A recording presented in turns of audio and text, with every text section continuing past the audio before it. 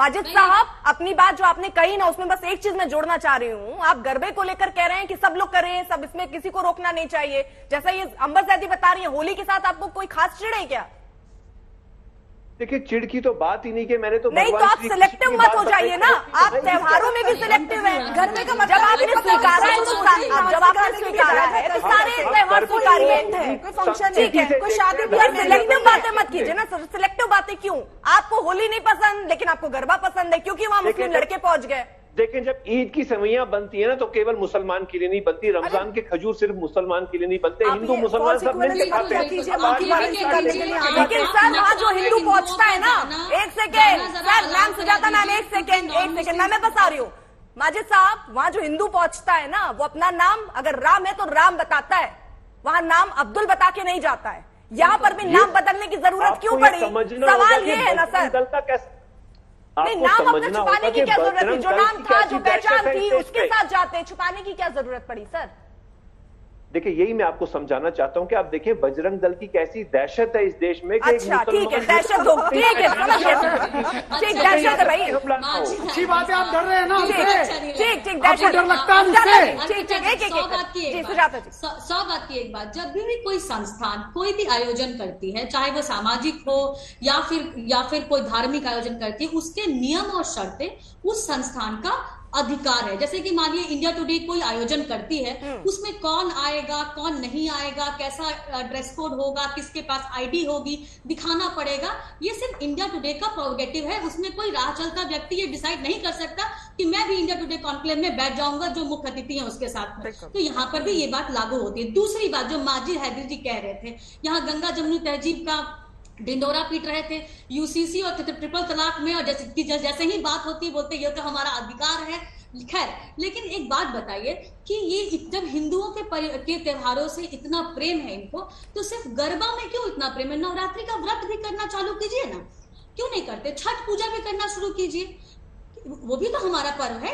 उसमें आप अलग क्यों है? सुनिए, क्योंकि गरबा में जो स्त्रियां होती हैं वो एक रंगारंग कार्यक्रम में अलग अलग तरह की जो वेशभूषा पहन के होती है उस समय। तो वहां, और आप अर्पिता जी, बहुत दिन नहीं हुए हैं जब वो ऐप का मामला भी आया था, जबकि कितनी हिंदू महिलाओं का उनके मर्जी के बगैर वो उनकी फोटो खींच के गंदी वीडियोस डाल के अलग अलग साइट्स पे डाल दी गई थी। वो मामला भूलिए नहीं आप। और साथ ही साथ आप प्लीज यहाँ पे जैसे आप जो रिपोर्ट में भी दिखा रही थी, वहां भी तो ये मामला आया ना कि ये नाच गाना सिर्फ करने नहीं गए थे, वहां पे बैठ के ये वीडियो बना रहे थे।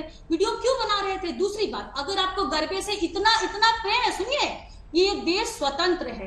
आप एक आयोजन कीजिए अपने मस्जिद में, अपने मजारों में, मौलाना जी के साथ में बैठ के डांडिया खेलिए। अपनी जितने परिजन हैं उनको बुलाइए, डांडिया रात भर खेलिए। वहां पे आईडी कार्ड देके हिंदुओं को अलाउ मत कीजिए, किसी हिंदू को परेशानी नहीं होगी।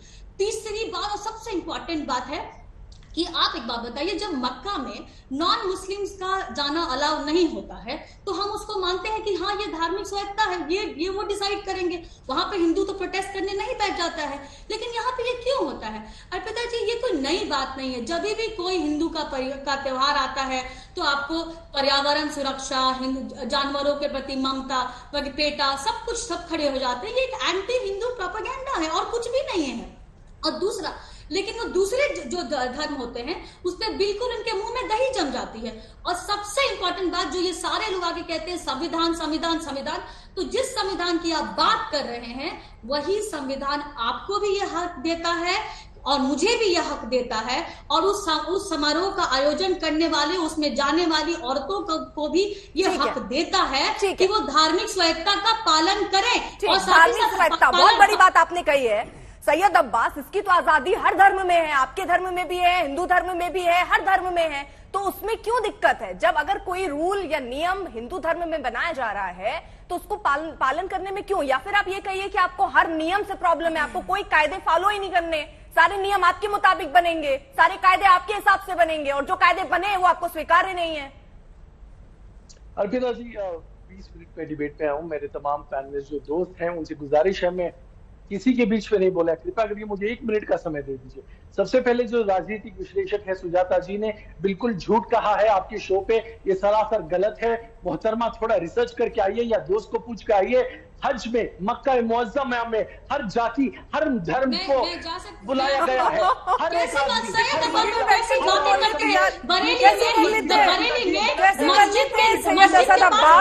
आप इतना बड़ा झूठ कैसे बोल रहे हैं? एक एक करके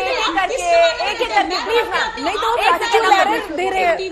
आपकी जिम्मेदारी क्या आपको रोके कि गलत नहीं। सैयद अब्बास साहब एक बार गलत फरमाइए, आपने क्या फरमाया? हिजाब की बात तो स्कूलों में हो रही थी ना, फिर वहाँ पे धर्म कैसे घुस गया था? यहाँ तो धार्मिक आयोजन की बात है। एक सेकंड करके ना मैम, ऐसे समझ नहीं आएगी चीजें। 30 सेकंड, एक सेकंड जी जी इतना कह रही नवरात्रि और गरबा दोनों एक दूसरे के पूरक है। वो कोई फैंसी ड्रेस कॉम्पिटिशन जी, आपको आपत्ति है? एक सेकंड रुक जाइए, एक सेकंड रुक जाइए। ठीक है मैम, एक सेकंड। सैयद अब्बास, आप जरा जो आप फरमा रहे थे जरा एक बार दोहराइए तो। क्या क्या आपने भी ये कह रहे हैं मक्का में हिंदुओं के जाना अलग है। जी एक सेकंड ना, एक सेकंड मैम, एक सेकंड प्लीज। सैयद अब्बास, मक्का मुअज़्ज़मा में हर जाति, हर धर्म, हर औलाद, मनुष्य सबको वेलकम है। अच्छा हज की बात हो रही है, मक्का शहर में जाने की देखिए, बात देखिए, नहीं हो रही सबसे है। पहले और आप टाइप जो यहाँ कीजिए, पे अर्पिता अपनी जी, रागे टाइप खेल रहे हैं कीजिए, कि टाइप मक्का में कीजिए, जाने की यहाँ सबको देखिए, इजाजत है। यहाँ पर धार्मिक की बात है और क्या हज non-Muslims पर including जाने की इजाजत देते हैं? आप Jews एक are not मुसलमान को allowed to आप enter झूठ बोलते हैं टीवी में बैठकर, दूसरे के ऊपर आप नहीं जाते। ये सुजाता जी टीवी में बैठकर झूठ बोल रही है और आपने पहले ही अपना एक वोटर जारी कर दिया था। आपकी पोल यहीं पे खुल जाती है, जो सेक्युलरिज्म का ठेकरा आप बोलते हैं ना, यहीं पे खुल जाती है। जब आप यहाँ पर आती है और आप कोई गलत बात आप झूठ जगह यहाँ बैठकर आप कोरा झूठ बोल दीजिएगा। आप ये बात जो कह रहे हैं सर, पूरे होशो आवाज में कह रहे हैं कि वहाँ पे महिलाएं जा सकती हैं, किसी भी धर्म के लोग जा सकते हैं, पूरे होशो आवाज में कह रहे हैं आप। में तो जानी सोच लीजिए सर, पूरा समय मैं आपको 5 मिनट दे रही हूँ सर, सोच लीजिए जरा, फिर बताइएगा। आप पूरे होशो आवाज में कह रहे हैं ये बात ना सर। अर्पिता जी पूरी बात रखने दीजिए, पूरी बात सर। इसके बाद पूरा क्या होता है? मैंने सुनिए, मक्का मुअज़्ज़मा की बात की है। मक्का मुअज़्ज़मा एक शहर है, वहाँ पे सभी अलाउड है, स्टेटमेंट बदल सभी अलाउड है। मैंने बोला था आपने बच्चा है, इससे पहले अमर गोली दे रहे थे। पूरी बात करने दीजिए अर्पिता जी, नहीं एक एक करके मैम प्लीज। सुजाता जी एक मिनट ये जरा, हाँ नहीं पूरी बात। अरे सर आपकी एक बात पे इतनी आपत्ति है, पूरी बात कर लीजिएगा, कितनी आपत्ति हो जाएगी।